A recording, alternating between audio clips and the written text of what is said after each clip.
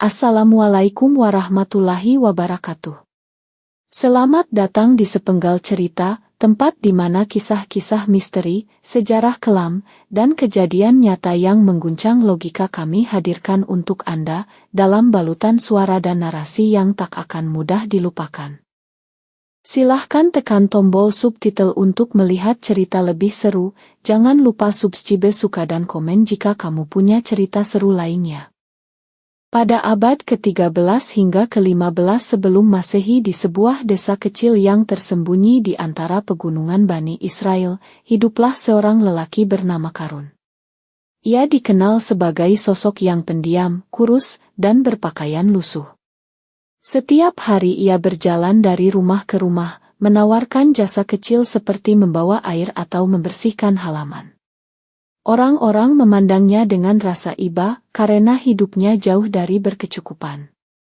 Ia tinggal di gubuk reot yang hanya berdinding anyaman dan beratap ilalang tua. Di malam hari, suara perutnya yang kosong lebih nyaring dari desir angin gurun. Karun hidup dalam keterbatasan yang membekas di wajah dan tubuhnya. Kaki-kakinya kapalan karena bertahun-tahun berjalan tanpa alas kaki, menapaki jalan berbatu yang panas. Namun ia tidak pernah mengeluh. Ia hanya menatap langit malam, berharap takdirnya akan berubah. Masyarakat mengenalnya sebagai saudara sepupu dari Nabi Musa alaihi salam, namun hubungan darah itu tak membuat hidupnya lebih mudah. Ia terlalu malu untuk meminta pertolongan, memilih menanggung derita dalam diam dalam benaknya. Ia selalu bermimpi tentang hidup yang lebih baik. Kesederhananya membuat banyak orang tidak menyadari siapa sebenarnya Karun. Ia sering menghindari keramaian, lebih senang duduk sendiri di bawah pohon kurma, menatap burung-burung bebas di langit. Dalam hatinya ia memendam keinginan besar, bukan hanya sekadar kaya, tapi dihormati, disanjung, dan disegani. Kemiskinan yang melekat pada dirinya bagai belenggu yang membatasi langkahnya. Ia ingin lepas dari semua itu. Namun ia tahu, tanpa kuasa Tuhan, segala usaha hanyalah angan. Malam itu, saat udara terasa lebih dingin dari biasanya, Karun terduduk di depan gubuknya. Tangannya memeluk lutut yang mulai gemetar, bukan hanya karena udara, tapi karena keputusasaan yang makin mendalam. Ia mendengar kabar tentang mukjizat Nabi Musa alaihi salam, tentang laut yang terbelah dan tongkat yang berubah menjadi ular. Hatinya bergetar. Mungkin, pikirnya, jika ia memohon dengan sungguh-sungguh, Tuhan akan mendengarnya. Di balik matanya yang sayu, tersimpan tekad yang mulai menyala. Esok paginya, dengan langkah ragu namun penuh harap, Karun memberanikan diri menemui Nabi Musa alaihi salam. Ia berdiri di luar kemah sang nabi, menunggu dengan sabar, membawa sebutir roti keras sebagai tanda kerendahan diri. Saat Nabi Musa alaihi salam keluar, Karun langsung bersujud, suaranya bergetar, "Wahai Nabi Allah, doakanlah aku agar diberi reki. Aku ingin hidup seperti manusia lain, yang tak dihina karena kemiskinan." Nabi Musa alaihi salam memandangnya lama. Dalam mata Karun, terlihat keinginan yang kuat, tapi juga sesuatu yang tak dapat ditebak, ambisi. Nabi Musa alaihi salam menatap Karun lama, seperti membaca isi hati yang belum dicapkan. Ia tahu, doa bukan sekadar permintaan, tetapi jalan yang membawa tanggung jawab. "Apakah kau benar-benar siap?" tanya Nabi Musa alaihi salam dengan lembut. Karun mengangguk cepat, seolah takut kesempatan akan berlalu. "Aku ingin kekayaan, agar aku tak lagi dihina, agar aku bisa membantu orang-orang miskin," katanya dengan suara berat. Tapi jauh di lubuk hatinya, ada ambisi yang samar namun mendesak untuk lebih dari sekadar membantu. Nabi Musa alaihi salam tidak langsung menjawab. Ia berbalik dan menengadah ke langit, lalu mengangkat tangannya. Di antara desiran angin dan suara alam yang hening, Nabi Musa alaihi salam berdoa kepada Allah. Doa itu pendek, penuh keyakinan dan kehati-hatian. Karun menyaksikan dari belakang dengan mata berkaca-kaca, seolah sudah membayangkan takdir barunya. Setelah selesai, Nabi Musa alaihi salam menoleh padanya dan berkata, "Jika Allah menghendaki, maka kau akan menerima apa yang kau minta." Karun bersujud sekali lagi, berterima kasih, lalu pergi dengan dada berdebar. Hari-hari berlalu tanpa tanda-tanda perubahan. Karun masih tinggal di gubuk lamanya, masih makan dengan tangan yang kotor dari tanah. Tapi dalam dirinya, sesuatu telah berubah. Ia lebih rajin berdoa, lebih sering bangun malam dan memohon. Namun hatinya tak tenang. Ia mulai merasa tak sabar, dan mulai bertanya-tanya, kapan kekayaan itu akan datang. Dalam tidurnya, ia bermimpi tentang harta yang terkubur, peti-peti emas, dan istana besar dengan gerbang perak. Ia yakin waktunya akan tiba. Lalu pada suatu pagi, Karun terbangun karena dentuman aneh di dekat rumahnya. Ia keluar dan melihat tanah di belakang gubuknya retak, seperti habis diguncang sesuatu dari dalam. Dengan penasaran, ia menggali sedikit demi sedikit, hingga ujung sebuah peti tua muncul. Tangan dan tubuhnya bergetar saat membukanya, di dalamnya penuh dengan koin emas, permata, dan perhiasan yang belum pernah ia lihat. Karun tertegun, matanya membelalak, dan bibirnya bergetar. Ini dari Tuhan. Berita itu cepat menyebar ke seluruh perkampungan. Orang-orang datang berbondong-bondong, tak percaya Karun yang dulu miskin kini memegang harta tak terkira. Sebagian memuji keajaiban Tuhan, sebagian lagi mulai merasa iri.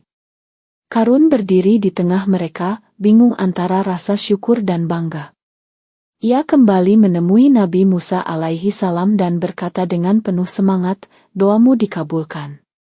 Aku sekarang kaya." Nabi Musa alaihi salam tersenyum kecil, tapi dalam hatinya ia tahu, cobaan Karun yang sesungguhnya baru saja dimulai. Setelah menemukan peti emas pertamanya, Karun tidak berhenti di situ. Ia mulai menggali tanah di berbagai tempat, mengikuti mimpi-mimpi yang datang saat tidur. Aneh, hampir setiap lokasi yang ia gali, selalu ada peti lain yang berisi emas dan permata. Ia pun menyewa orang-orang desa untuk membantunya, dan membayar mereka dengan upah kecil. Dalam waktu singkat, tumpukan kekayaannya bertambah, lumbung-lumbung penuh dengan koin emas. Karun kemudian membangun gudang-gudang batu besar dengan pintu besi untuk menyimpan hartanya. Ia mempekerjakan para pandai besi, penjahit, pedagang, dan penjaga. Ia juga mulai membeli hewan ternak dalam jumlah besar, memperluas ladang dan sawah, bahkan memiliki tambang perak di pegunungan. Ia bergaul dengan saudagar-saudagar besar, memperluas jaringan, dan menguasai pasar. Karun kini bukan hanya kaya, tapi juga berkuasa. Tak lama, rumahnya berubah menjadi istana berlapis emas, dengan tiang-tiang tinggi dan jendela dari kaca langka. Ia mengenakan pakaian yang ditenun dengan benang emas dan perak, dan duduk di singgasana dari gading dan permata. Rakyat memandangnya dengan mata takjub, sebagian dengan kekaguman, sebagian dengan iri. Ia menyumbang ke rumah ibadah, tapi lebih sering untuk membanggakan diri. Ia mulai menyewa penyair untuk memuji namanya, dan musisi untuk mengiringi langkahnya ke pasar. Dalam waktu beberapa tahun, Karun menjadi simbol kemakmuran di negerinya. Orang-orang menyebut namanya sebagai Tuan dari Emas, dan anak-anak kecil menyanyikan lagu tentang kekayaannya. Ia mendirikan patung dirinya sendiri di tengah kota, dan memerintahkan agar orang-orang membungkuk jika melewati rumahnya. Bahkan para pemuka adat pun tunduk, takut kehilangan dukungan dan harta. Karun menikmati semuanya, setiap tatapan kagum, setiap ucapan hormat. Namun di balik keberhasilannya, mulai tumbuh benih kesombongan. Ia percaya semua yang ia dapat bukan karena doa Nabi Musa alaihi salam, tapi hasil kerja keras dan kecerdikannya sendiri. "Aku pintar, aku tekun, aku pantas kaya," katanya pada dirinya sendiri setiap malam. Ia mulai melupakan dari mana ia berasal, lupa akan penderitaan masa lalu, lupa pada janji syukur yang pernah ia ucapkan. Kekayaan membuatnya tinggi, terlalu tinggi hingga tanah tempat ia berpijak mulai tampak kecil baginya. Karun kini tidak hanya kaya, tapi juga buta. Setiap kali orang miskin datang mengetuk pintunya, Karun hanya melirik dengan dingin. "Pergilah bekerja seperti aku dulu," katanya sambil mengangkat dagu. Ia tak lagi mengingat rasa lapar yang pernah mencekiknya, tak peduli pada jeritan ibu-ibu yang membawa anak kelaparan.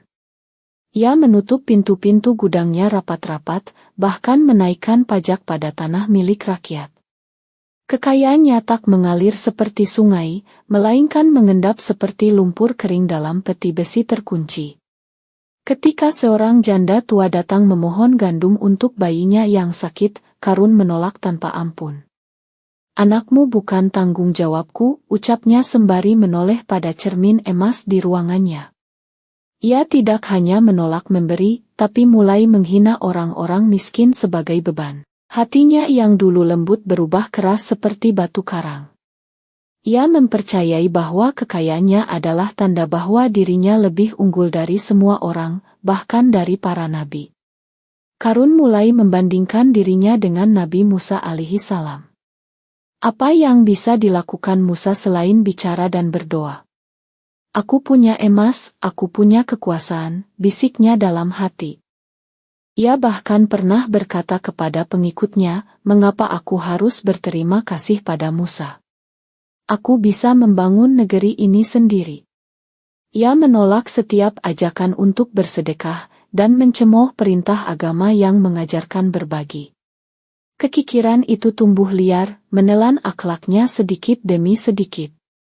Kekayaan Karun kini bukan hanya miliknya, tapi menjadi tembok pemisah antara dia dan kaumnya. Ia tidak lagi berjalan di jalanan rakyat, melainkan di karpet mewah yang dibentangkan khusus untuknya. Saat melewati kerumunan, ia menyombongkan diri, menampakkan pakaian mewah dan kereta berlapis permata. "Lihatlah aku. Inilah keberkahan sejati," katanya dengan lantang. Namun dari balik pujian palsu, banyak mata memandangnya dengan kebencian yang tersembunyi. Dalam pesta-pesta megahnya, Karun menertawakan kisah-kisah para nabi yang memperingatkan tentang Ahab. Ia merasa aman di balik tembok emas dan penjaga bersenjata. "Tuhan pasti mencintai orang kaya," ucapnya congkak, diiringi tawa tamu-tamunya yang hanya datang untuk mencicipi anggur dan kekuasaan. Karun, sang orang kaya yang dulu miskin, kini menjadi lambang kesombongan dan ketamakan yang tak terbendung. Hari itu Karun keluar dari istananya dengan jubah berkilau dan kereta bertahkan emas. Ia ingin memperlihatkan kejayaannya kepada seluruh negeri. Orang-orang berkumpul, beberapa memuji, tetapi lebih banyak yang menunduk dengan hati geram. Di antara kerumunan itu, seorang tua berbisik lirih, "Ya Allah, tunjukkan kebenaran-Mu." Langit mendung seketika, angin bertiup pelan namun membawa irasat buruk. Karun tetap berdiri dengan senyum sombong yang melekat di wajahnya. Tiba-tiba tanah di bawah kaki Karun bergetar. Getaran kecil itu berubah menjadi gemuruh. Orang-orang berteriak panik, berlari ke segala arah. Tapi di tengah semua kekacauan itu, tanah mulai merekah tepat di bawah kereta Karun. Ia menjerit, mencoba melarikan diri, namun kakinya seperti ditarik oleh kekuatan tak kasat mata. "Apa ini? Siapa berani melakukan ini padaku?" raungnya, tapi jawabannya hanyalah bumi yang membuka mulutnya lebar-lebar. Harta Karun yang menumpuk tak bisa menyelamatkannya. Peti-peti emas ikut terhisap ke dalam tanah bersama istananya yang megah. Orang-orang menyaksikan dengan ngeri saat sang hartawan itu ditelan bumi perlahan. Ia masih sempat berteriak memanggil para penjaganya, tapi tak ada satupun yang berani mendekat. Semua menyaksikan Allah itu dengan gemetar. Hari itu bumi menjadi saksi bagaimana kesombongan dan kekikiran bisa membawa kehancuran. Dalam hitungan detik, Karun dan seluruh kekayaannya lenyap dari permukaan tanah. Di tempat istananya berdiri, kini hanya tersisa tanah retak dan puing-puing. Orang-orang mendekat dengan hati bergetar, sebagian menangis, sebagian lainnya bersyukur. Inilah balasan bagi mereka yang melupakan Allah dan menghina para nabi. Ucap seorang alim sambil menunduk. Peristiwa itu menyebar secepat angin, menjadi peringatan yang nyata bahwa tidak ada yang bisa berdiri di atas kesombongan selamanya. Nabi Musa alaihi salam berdiri memandangi tanah yang kini menelan karun. Ia tak bersorak, tak juga tersenyum. Wajahnya penuh duka atas kesesatan sahabat lamanya. Dia telah memilih jalannya sendiri, gumam Nabi Musa alaihi salam, sebelum berbalik meninggalkan tempat itu. Penduduk negeri Aila pun sadar, harta tidak menjamin keselamatan, dan kekuasaan tak bisa menantang keadaan ilahi. Karun, yang pernah miskin lalu kaya raya, kini hanyalah pelajaran yang tertulis dalam tanah. Kisah Karun kemudian diabadikan oleh Allah di Al-Quran. Dalam surah Al-Asas ayat 81, Allah berfirman, maka kami benamkan dia bersama rumahnya ke dalam bumi. Ayat ini turun sebagai peringatan kepada umat manusia agar tidak tertipu oleh kekayaan dunia. Penjelasan para ulama menegaskan, Karun bukan hanya ditenggelamkan secara isik, tetapi seluruh hartanya turut dilenyapkan agar tak menjadi fitnah bagi umat setelahnya. Ayat ini menjadi rujukan utama dalam mengingatkan batas antara karunia dan kesombongan. Dalam hadits riwayat Ibnu Hibban, Rasulullah Shallallahu Alaihi Wasallam menyampaikan bahwa umat Islam harus waspada terhadap kesombongan. Beliau bersabda, tidak akan masuk surga orang yang di dalam hatinya terdapat kesombongan sebesar biji sawi. Kesombongan Karun adalah contoh nyata dari hati yang tertutup oleh dunia. Para sahabat Nabi, seperti Umar bin Khattab, sering mengingatkan umat agar meneladani kesederhanaan Rasul dan tidak terjebak dalam keangkuhan sebagaimana Karun. Sahabat Ali bin Abi Thalib pernah berkata, orang seperti Karun tidak binasa karena hartanya, tapi karena hatinya. Ucapan ini dikenal luas di kalangan para penuntut ilmu. Dalam tafsir Ibnu Katsir, disebutkan bahwa Allah sengaja memperlihatkan hukuman kepada Karun secara langsung di hadapan kaumnya agar menjadi bukti kebesarannya. Bukan karena kekayaan yang terlarang, tapi karena Karun menisbahkan kekayaannya kepada dirinya sendiri, dan mengingkari bahwa semua itu adalah pemberian Allah. Para tabiin dan ulama setelahnya pun terus meriwayatkan kisah ini dalam khutbah dan pengajaran. Mereka menjadikannya contoh abadi tentang akibat buruk dari kur nikmat. Imam Al-Ghazali menuliskan dalam Ihya Ulumuddin bahwa Karun adalah simbol dari manusia yang lalai, yang menjadikan dunia sebagai Tuhan.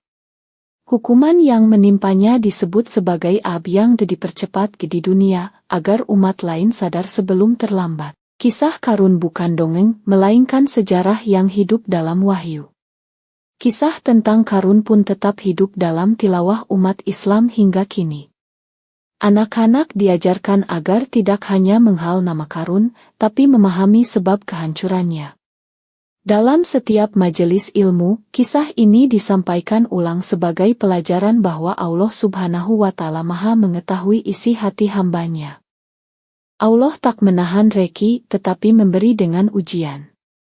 Dan Karun, yang tak lulus dalam ujian itu, menjadi contoh nyata bahwa kekayaan tanpa syukur adalah kehancuran yang nyata.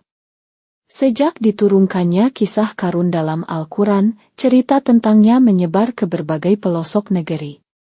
Dari Timur Tengah hingga ke Asia Tenggara, nama Karun menjadi simbol kehancuran karena kesombongan. Masyarakat menyampaikan kisah ini dari generasi ke generasi, baik melalui ceramah agama, pengajian, maupun dongeng yang diceritakan orang tua kepada anak-anak. Tujuannya jelas, agar manusia belajar bahwa kekayaan tanpa rasa syukur adalah jalan menuju kebinasaan. Di berbagai budaya Islam, nama Karun bahkan dijadikan istilah populer untuk menggambarkan orang yang sangat kaya namun kikir. Ungkapan seperti kaya seperti Karun atau jangan jadi Karun menjadi kalimat peringatan sehari-hari. Umat Islam dan bahkan non-Muslim pun mengenal kisah ini sebagai pengingat akan bahaya materialisme. Dalam kehidupan sehari-hari, banyak orang menggunakan kisah Qarun sebagai cermin.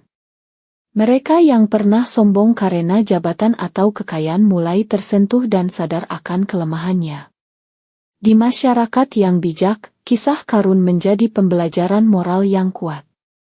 Ia menyentuh sisi spiritual dan sosial, mengajarkan bahwa keagungan seseorang bukan diukur dari jumlah hartanya, tapi dari cara ia memperlakukan nikmat tersebut. Dari Qarun, umat belajar makna sejati dari tanggung jawab terhadap dunia. Seiring waktu, kisah ini terus hidup dalam hati dan budaya masyarakat. Bahkan dalam peribahasa dan sastra, kisah Qarun muncul sebagai lambang kesombongan yang dibinasakan. Dalam banyak naskah klasik Islam, nama Qarun ditulis sejajar dengan Iraun dan Haman, tiga tokoh yang dihancurkan karena keburukan mereka. Umat pun mengambil pelajaran bahwa kesalahan terbesar Qarun bukan karena dia kaya, tetapi karena ia lupa kepada pemberi reki. Dan dari lupa itulah awal dari segalanya. Dari kisah tragis Qarun, lahirlah istilah yang kini mendunia, harta karun. Istilah ini berasal dari kata karun yang dalam pelalan banyak masyarakat menjadi karun. Dalam banyak bahasa lokal, terutama di Indonesia dan Malaysia, harta milik Qarun yang terkubur bersama dirinya diasosiasikan sebagai harta yang melimpah ruah, tersembunyi, dan penuh misteri. Banyak orang percaya bahwa saat bumi menelan Qarun beserta hartanya, seluruh kekayaannya terkubur di dalam tanah. Kunci-kunci peti emas yang dulunya dipikul oleh banyak orang, ikut lenyap bersama dirinya. Dalam benak masyarakat, harta itu masih ada, tersembunyi di tempat yang tidak diketahui. Cerita-cerita rakyat pun berkembang tentang tempat-tempat keramat yang dipercaya menyimpan harta karun, atau tempat yang tidak boleh diganggu karena dipercaya sebagai bekas reruntuhan istana Qarun. Pengaruh kisah ini tidak hanya dalam keagamaan, tapi juga budaya populer. Di berbagai cerita petualangan, ilmu, dan permainan, treasure atau harta karun menjadi simbol kekayaan yang luar biasa, namun seringkali disertai dengan kutukan atau malapetaka. Nuansa mistis ini tak lepas dari kisah Qarun, yang hartanya menjadi simbol ujian besar. Bahkan ada yang mengatakan bahwa orang yang menemukan harta karun tanpa iman akan mengalami nasib yang sama. Dalam khanah Islam, meski tidak ada anjuran untuk mencari harta karun secara hariah, istilah tersebut terus hidup dalam percakapan umat. Ulama dan cendekiawan sering mengingatkan bahwa terlalu terobsesi dengan harta bisa menjerumuskan seseorang pada jalan yang ditempuh Qarun. Mereka menekankan bahwa yang harus dicari adalah berkah, bukan hanya kekayaan materi. Karena harta sebanyak apapun tidak akan cukup jika hati tak pernah merasa cukup. Dengan demikian, istilah harta karun menjadi lebih dari sekadar legenda tentang kekayaan tersembunyi. Ia menjadi simbol peringatan bahwa di balik harta yang memikat, ada risiko kesombongan yang menghancurkan. Kisah Qarun tidak hanya meninggalkan jejak dalam sejarah agama, tetapi juga dalam cara manusia memandang kekayaan dan keserakahan. Dan dari situ, lahirlah ungkapan yang kini kita kenal luas, harta Qarun, harta yang tak hanya penuh emas, tapi juga penuh pelajaran. Seiring waktu, nama Qarun terus disebut-sebut dalam pelajaran dan pengajian. Ia menjadi lambang orang yang gagal menjaga amanah kekayaan. Meski awalnya miskin dan taat, perubahan nasib menjadikannya lupa daratan. Dalam setiap generasi, cerita tentang Qarun selalu diulang, tidak hanya untuk mengenang sejarah, tetapi untuk mengingatkan manusia akan bahayanya cinta dunia yang berlebihan. Orang tua menceritakan kisah Qarun pada anak-anak mereka sebelum tidur. Guru menyampaikan pesan dari kisah ini di ruang kelas. Pendakwah dan khatib menyelipkan nasihat tentang Qarun dalam khutbah Jumat mereka. Kisah ini bukan sekadar dongeng masa lalu, melainkan cermin bagi setiap insan yang sedang diuji dengan nikmat. Qarun mungkin telah tiada, tapi pelajarannya tetap hidup. Banyak yang belajar dari kisah Karun bahwa kekayaan bukanlah kutukan, tetapi ujian. Jika disyukuri dan dimanfaatkan dengan bijak, harta bisa membawa manfaat dunia dan akhirat. Namun, jika dijadikan alat untuk menyombongkan diri dan menindas sesama, harta itu bisa menjadi sebab kehancuran. Seperti Karun yang akhirnya ditelan bumi, semua harta akan sirna jika tidak diiringi dengan kebaikan dan keimanan. Dalam dunia yang semakin materialistis, kisah Karun menjadi lebih relevan dari sebelumnya. Ketika orang berlomba-lomba mencari kekayaan, mereka diingatkan untuk tidak mengulangi kesalahan Karun. Bahwa sehebat apapun pencapaian dunia, semuanya akan kembali kepada Tuhan. Dan apa yang disimpan dalam hati, keikhlasan, kesyukuran, dan kerendahan diri, itulah yang akan menyelamatkan manusia, bukan peti emas ataupun istana megah. Semoga kita dapat memetik pelajaran berharga yang ada. Kisah Arun mengajarkan bahwa harta bukanlah tujuan, melainkan titipan. Ia bukan untuk disombongkan, tapi untuk dimanfaatkan demi kebaikan. Seseorang tidak akan dibinasakan karena miskin, tapi bisa celaka karena kesombongan.